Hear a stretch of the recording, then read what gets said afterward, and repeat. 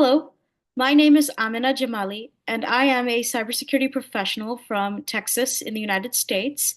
And I'm really excited to join Wicked6 and talk about a day in my life as a cybersecurity auditor. So, what does a cybersecurity auditor do? What's a day in my life actually look like? Well, a cybersecurity auditor is part of the larger umbrella of governance, risk, and compliance, GRC. And my role, my type of role, is specifically focused on assessing a specific company or organization's compliance with a cybersecurity framework. So I specialize in the SOC 2 framework, which is developed and led by the American Institute of Certified Public Accountants, the AICPA, and I assess each company's cybersecurity posture from everything from HR and leadership to how they monitor capacity and their testing of their business continuity plans and their implementation of multi-factor authentication.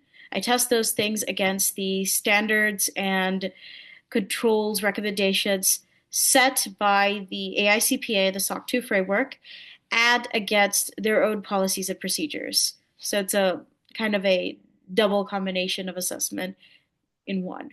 And this framework is particularly popular for companies to assess, to get themselves assessed against, because it has, first of all, that guarantee of the eventually my work is signed off by a CPA, a certified public accountant, that provides a measure of authenticity and integrity to the auditing, as well as this sort of flexibility in actually getting to state what each organization's controls are and assessing compliance in accordance with them.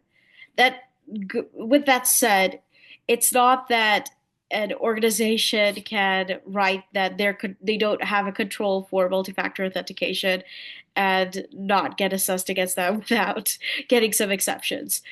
But the idea is that this flexibility encourages companies to actually seek compliance because they could use these documents as a sort of customer sales point.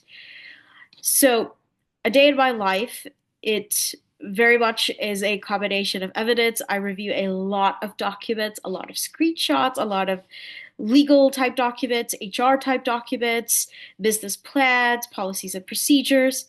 So there's a lot of that, and then drafting and testing controls, as well as determining what exceptions, what results are from those tests.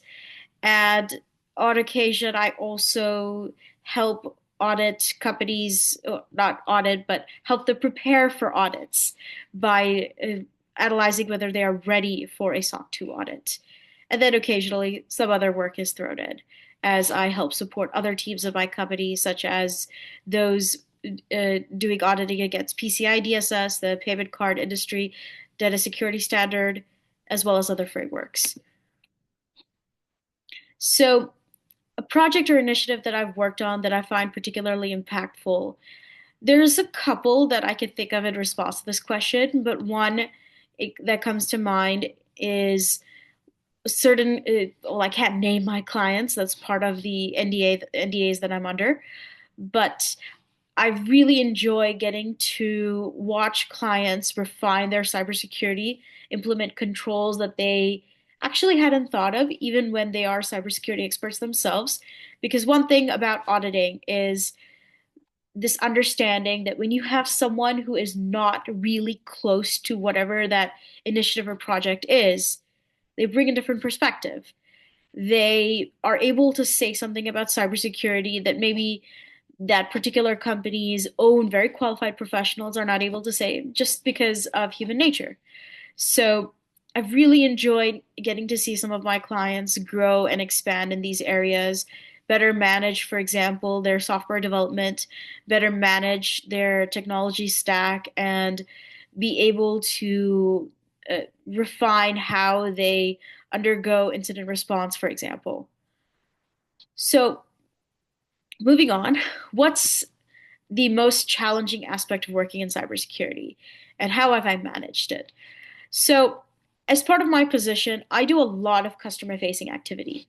I respond to evidence in my company's portal. I write emails discussing particular points of evidence. I interview clients as well now as part of my career progression. And the most challenging aspect, I think, as a woman, a minority, as you can tell, I am a Muslim woman, is being taken seriously. It's the most difficult thing to do because as an auditor, I need to be able to say that this is how something is going to be, this is how it's going to be assessed, and I need to be taken seriously in order for my results and my recommendations to matter. So, the way I have been addressing that, and it is really an ongoing process, it does not really end. There are always challenges, and there are always challenges that keep popping back up. So the way that I have learned to continue to address is to show myself as knowledgeable. It's to be the person in the room who knows my framework, who knows even what that company's controls are, to be able to reference their policies and procedures as I'm saying that something needs to be done, something needs to be concluded a particular way. So that is really difficult to do. It's really difficult to make yourself be heard, but that is what I'm working on. And I always encourage whenever I talk to anyone who is looking into cybersecurity and new to the field to remember to be knowledgeable and also remember that self-confidence is a major tool. So you have to think that you yourself are knowledgeable in order to persuade someone else that you are knowledgeable. And that is how I'm managing this challenge.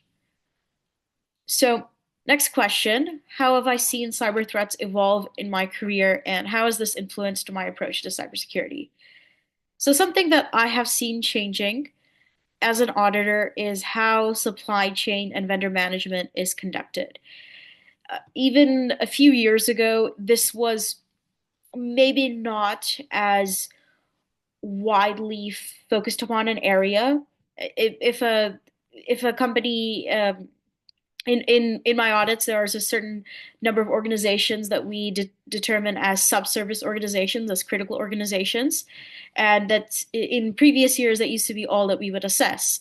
So the ones that actually handle client data, but there is an increasing understanding that just just the companies handling sensitive data are not the only ones that can impact a company's cybersecurity posture and be a source of incidents.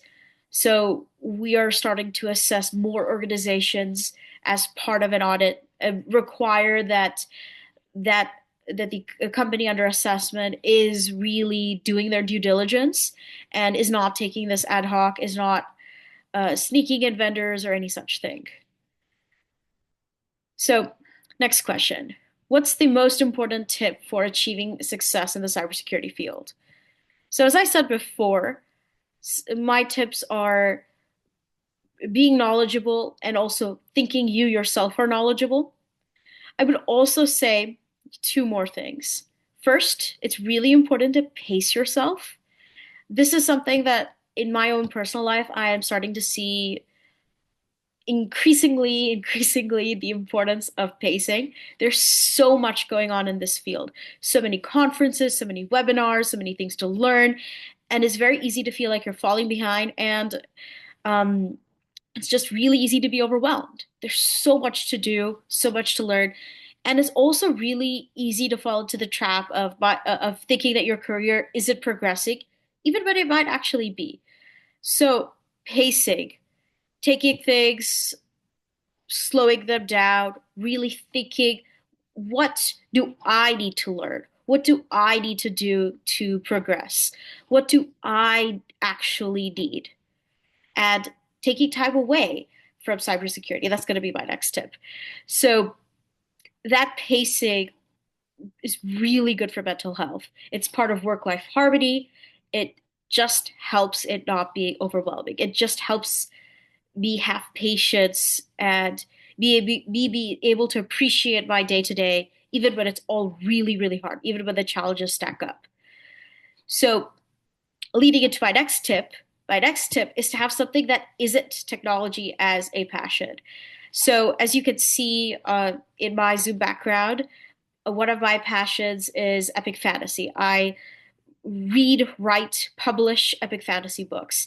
And this passion, even though it's very different from what I do in my actual career, this keeps me this keeps my creativity, my passion, my excitement alive on a day-to-day basis. My epic fantasy revolves around ideas of security too. And while those ideas of security, being epic fantasy, of course, and there being magic and everything, are very different from cybersecurity, it still builds me up. It fills my cup, as some of my friends say. It keeps me going, and that helps me just thrive in my field, even when things look really difficult. So, final question: when did I fall in love with cybersecurity? I would say this is an ongoing process for me. And I think that's kind of the way it should be. There shouldn't be just one moment when a person falls in love with their field. And I would say that it really is a sort of multi-step process. I, as a more of a more as a younger professional, I've had a really difficult time entering cybersecurity. I graduated in the pandemic. I had this long stint of joblessness in the pandemic, and had a really hard time breaking in. So falling in love has been one of those complicated questions that ultimately has proven fruitful. So I'm going to really just end with two or three different moments. The first is when I realized that my liberal arts background and my passion for literature would be valuable in cybersecurity. That happened when I was doing my master's program. The next is when I realized that auditing really suits me. This was a couple of years ago. And the third is the most recent, when I realized that this mindset that auditing has given me about thinking through what actually needs to be done to implement and test cybersecurity controls, this has given me a unique perspective on the field. And that particular realization is one I look forward to working more with as I progress in my career. So that is a day in my life, an insight into me as a cybersecurity professional and all that comes with that. I hope you enjoyed it, and I wish you the best of luck in your Wicked 6 challenges and in your entrance into cybersecurity. And there's my website. Oh, the wrong side. So if you find yourself very intrigued, uh, you see my website, you can find a way to reach out to me. Thank you.